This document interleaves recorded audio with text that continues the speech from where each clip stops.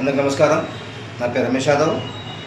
ఈరోజు ఒట్టి జానీ యాదవ్పై వచ్చినటువంటి ఆరోపణలు సోషల్ మీడియా ద్వారా కానీ మరి కొంతమంది కుట్ర వరాయించి మరి టీఆర్ఎస్ కానీ మన కాంగ్రెస్ నాయకులే కానీ మరి సూర్యాపేటలో మరి ఒట్టి జానీ యాదవ్ పైన ఆరోపణలు చేస్తున్నారు.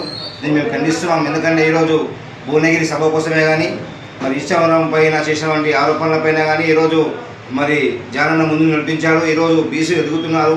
మరి రాబోయే రోజుల్లో మరి బీసీలకు మంచి మంచి అవకాశాలు వస్తాయి.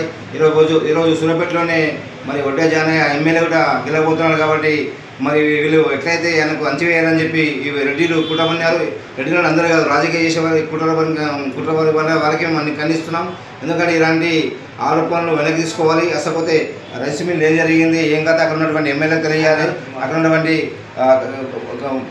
గవర్నమెంట్ సిబ్బంది తెలియాలి. కానీ తెలియకుండా మరి సీఆపించి ఏకంగా వచ్చేసి దాడి చేయడం కరెక్ట్ కాదని చెప్పి ఇట్లా మీకు అందరూ తెలియజేస్తున్నాం. తెలంగాణ రాష్ట్ర వ్యాప్తంగా ఎక్కడ చూసినా మరి అక్కడనే మన రోడ్డు పైన కానీ ధర్నాలు రసోక చేయడానికి కూడా బీ సంఘాలు ప్రజా సంఘాలు సిద్ధంగా ఉన్నాయని కూడా తెలియజేస్తున్నాం.